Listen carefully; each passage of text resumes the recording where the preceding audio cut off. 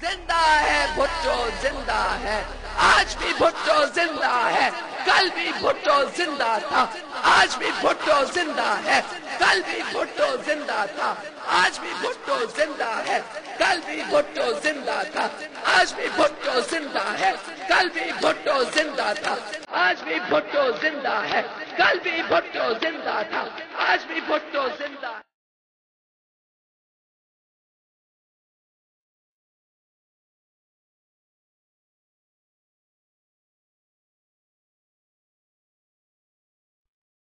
तुझको किस फूल का कफन हम दें,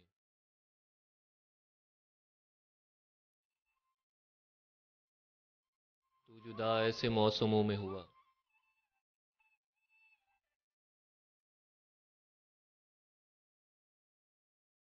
जब दरख्तों के हाथ खाली थे।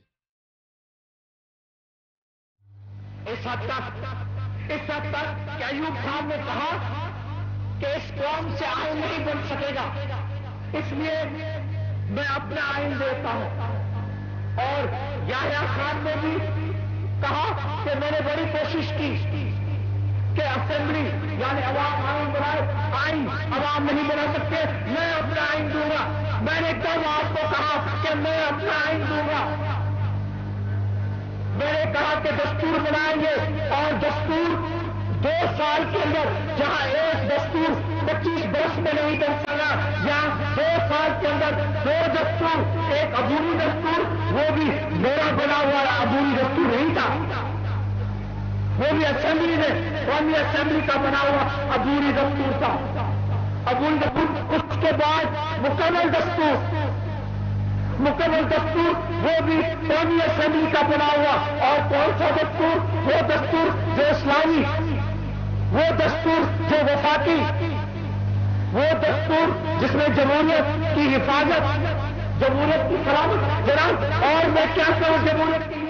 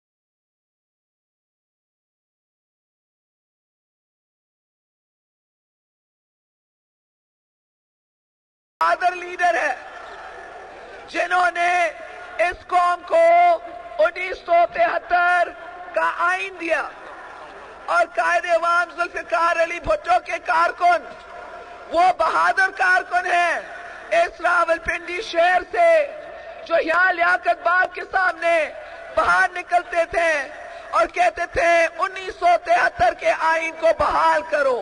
कोड़े लगते थे, हर कोड़े के साथ वो कहते थे आईन को बहाल करो, कानून को बहाल करो, भुट्टो को रिहा करो। हम इंसाफ का साथ देंगे, हम जुल्म का साथ नहीं देंगे। ये कायदे-ए-आवाम जुल्फिकार अली भुट्टो की क़यादत थी कि पाकिस्तान को कायदे-ए-आवाम जुल्फिकार अली भुट्टो ने पाकिस्तान को एक न्यूक्लियर पावर बनाया। जब हिंदुस्तान ने न्यूक्लियर धमाका किया तो बहुत बेचैनी फैली हुई थी।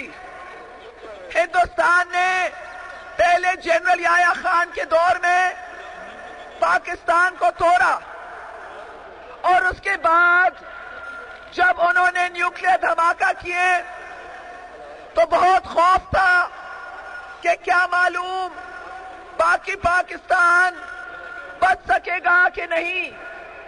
मगर कायदे-ए-आवाम जुल्फिकार अली भुट्टो ने कहा हम घास खाएंगे, अगर हमें घास खाना है, मगर इस मुल्क को बचाएंगे। हम भी न्यूक्लियर पावर बनाएंगे ताकि हम अपना मुल्क का दिफा कर सकें।